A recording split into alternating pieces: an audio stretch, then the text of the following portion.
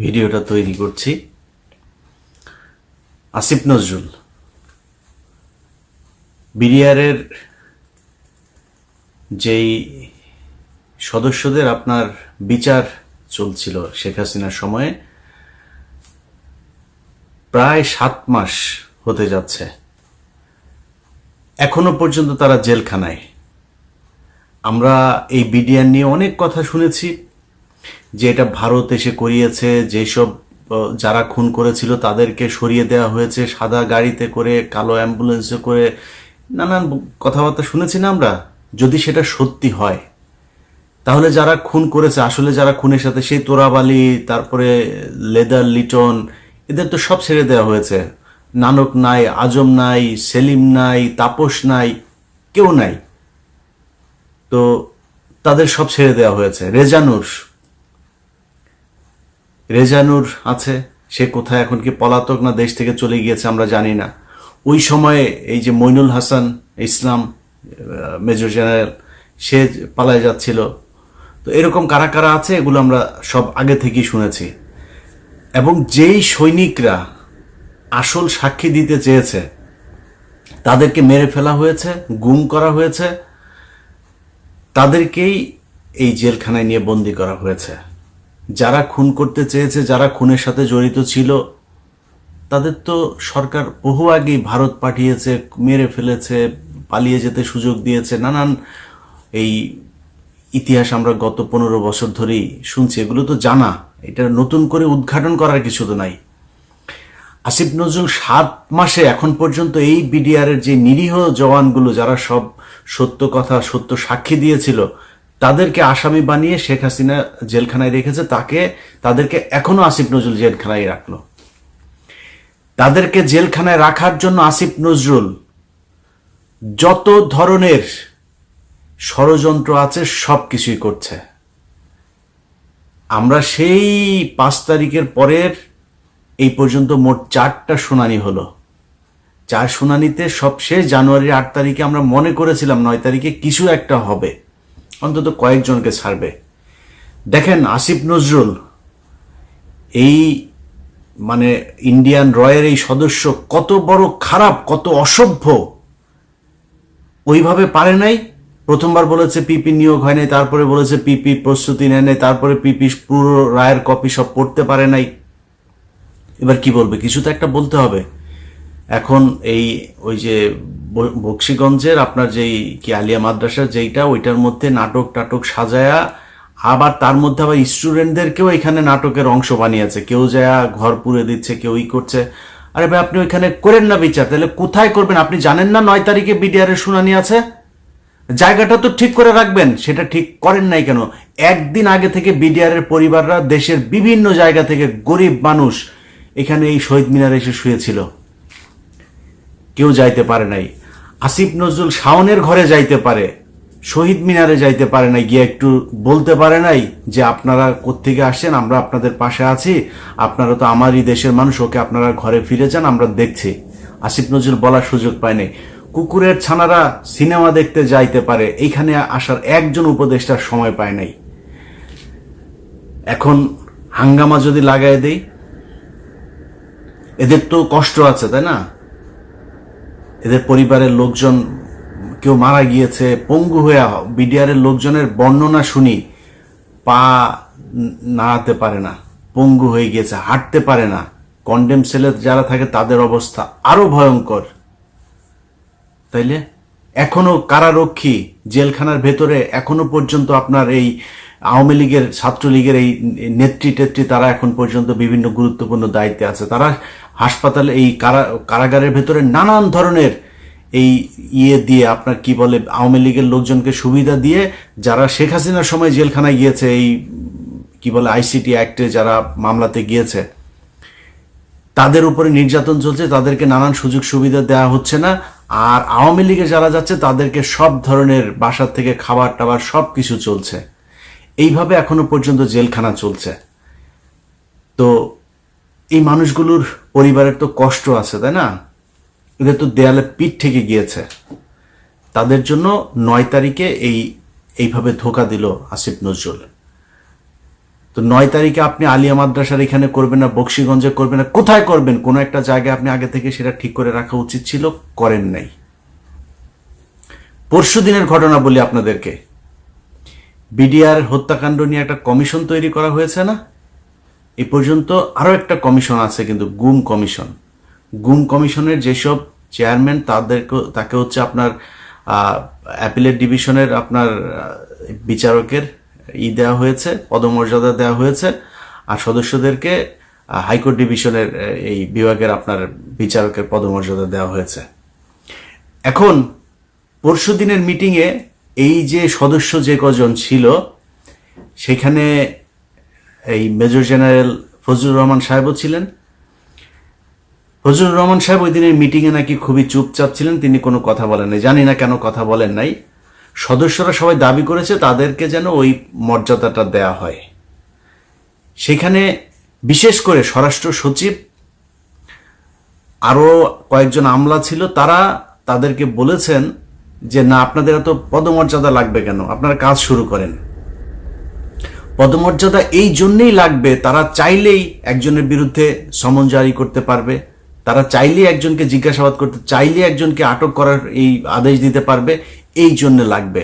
তাদের গাড়ি থাকবে, তাদের সিকিউরিটি থাকবে, তাদের সাথে গানম্যান থাকবে, এই জন্য তাদেরকে ওই পদমর্যাদা দিতে হবে। এটা দিতে চাচ্ছে না। আপনাদের নিশ্চয়ই মনে আছে, এই বিডিআর হত্যাকাণ্ড নিয়ে কমিশনই করতে চাচ্ছিল না।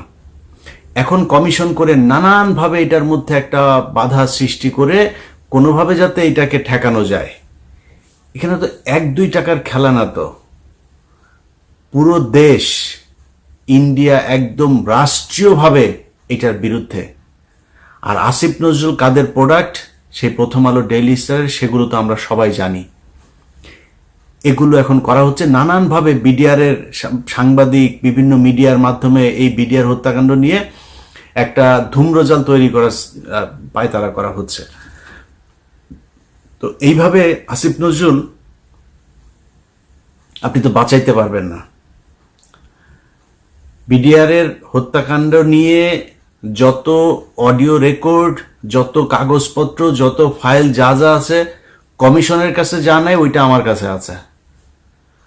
এখান থেকে বাঁচতে পারবেন না। তো আমি কাজ করছি, দিন রাত খাটছি বিডিআর এর এই ফাইল নিয়ে। এক এক ফোন রেকর্ড, সেই 25 তারিখের, 26 তারিখের, 27 তারিখের এক এক ফোন রেকর্ড 1.5 ঘন্টা 2 ঘন্টা করে শুনছি, সারা দিন রাত এগুলো শুনছি, শুনে শুনে লিখছি। আমি তো ফাঁক ফোকর রাখবো না। এমন এক জিনিস বানায় দিব, এই কমিশন শুধু আমার ওই অনুসন্ধান দেখা যদি নাকি রায় দিয়ে দেয়, এনাফ, আর কিছু লাগবে না। আসিফ নজরুল আপনি যত টাকাই খান, যাই করেন, যেমনি চান, এটা বাঁচাইতে পারবেন না। আর যদি মনে করে থাকেন যা মনে চায় তাই করবেন, এই যে বাংলাদেশ ব্যাংকে রয়ের এক সদস্যকে আপনার বসানো হচ্ছে, এখন সব জায়গাতে আসিফ নজরুলের এই যে পিএস, বলেছিলাম না যে এবিএম খায়রুল হকের পিএস, মনে করেন যে সে জানে না, বোধহয় আমরা জানিয়ে দিয়েছিলাম তো না, সে ব্যক্তি এখনো তার পিএসসি আছে, ওই সেই মহিলা সে ওইখানেই আছে। সচিব, আইন মন্ত্রণালয়, মানে পুরো চালাচ্ছে হচ্ছে আওয়ামী লীগের লোকজন। যে কারণেই গাজীপুরের সবশেষ কনস্টেবলকে আপনার অবকাশকালীন এই আপনার বিচারক হয়েও সে আপনার করছে, কি বলে, এই মানে কনস্টেবলকে আপনার দিল, জামিন দিল। কেন জামিন দিল? কারণ ওই যে নিজের দলের লোক, দাদাদের দেশ থেকে ফোন করা হয়, এটা করো, এটা করে দাও, তার ওএসডি করা হয়েছে। কেন ওএসডি করতে হবে কেন?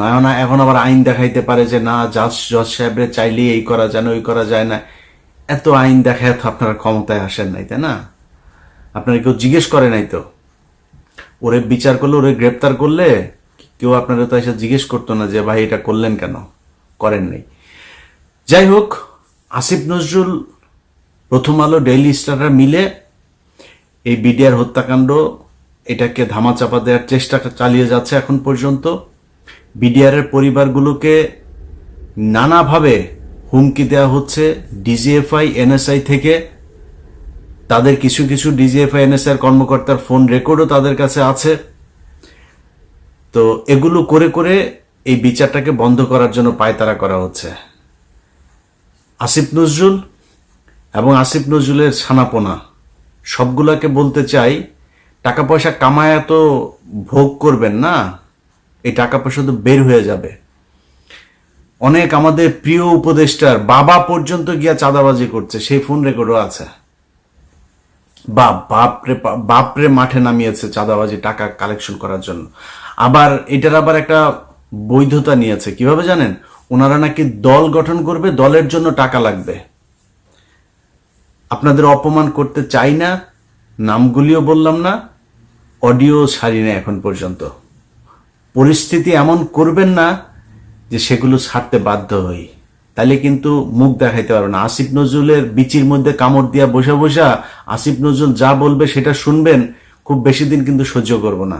খুব ভালোবাসি, খুব স্নেহ করি, অতএব একটু হিসাব করে চলতে হবে। আপনাদের কাছ থেকে কোনো তদবির করতে যাই নেই যে ভাই আমার ওই লোকের ছাড়াই দেন, এই লোকের ছাড়াই দেন, এগুলো করতে যাই নেই। আপনাদের কাছে দেশটা যেই কারণে স্বাধীন হয়েছে সেইটা চেয়েছি। প্রধান কাজ বিডিআর এর জওয়ানদেরকে ছাড়তে হবে। আসিফ নজরুল এই বিডিআর এর পরিবারের সাথে যেই শয়তানি করেছেন না, বিডিআর পরিবারে যদি উস্কানি দেই না, আপনার গদি বাঁচাইতে পারবেন না। এরকম কোন পরিস্থিতি তৈরি করেন না যাতে প্রধান উপদেষ্টার বাড়ির ওইখানে যায় হাউকাউ করে। ওখানে কি করবেন? গোলাগুলি করবেন, করবেন, লাঠালাঠি করবেন, করে মারে ফেলবেন। এখন তো সেই দিন নাই যে গুলি করে মারে ফেলবেন, লাঠি মাটি মারবেন। ওরা লাঠি টাঠি খাইতে রাজি আছে। আমি চুপ করে রেখেছি, তাই চুপ আছে। সো এদের কষ্ট কিন্তু আমি নিতে পারবো না। মানে আমার ওদের যে কষ্টটা, সেই কষ্টটা ওরাই বুঝে কেমন লাগে আমি জানি না, আমি বুঝতে পারবো না ওইটা। সো ওদের যে কষ্টটা ওইটা অনুমান করতে পারি। ওদের কথাবার্তা শুনলে বুঝি যে কত আগুন জ্বলছে। ছোট বাচ্চা, 6 মাস বয়স, সেই বাচ্চা এখন বিয়ে করছে,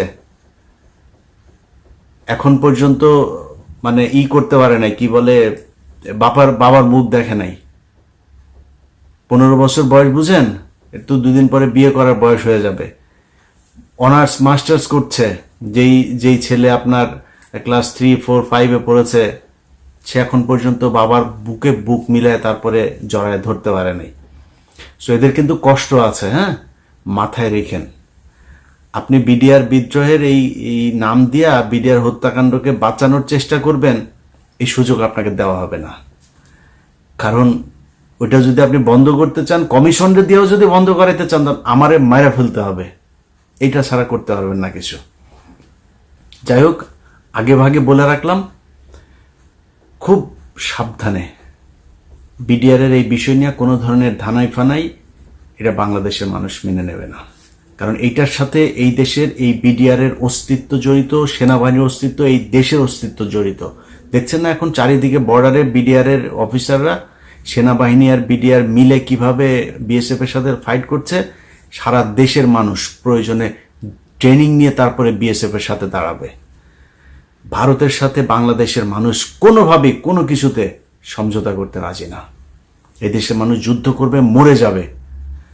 শুধু তোদের মতো কিছু অসভ্য টাকার কাছে তোরা তোদের মা বোনকেও আরেকজনের খাটে শোয়াই দিয়া তারপরে টাকা নিতে পারিস। এটা যদি না পারতিস, তাহলে এই আগস্টে যা ঘটল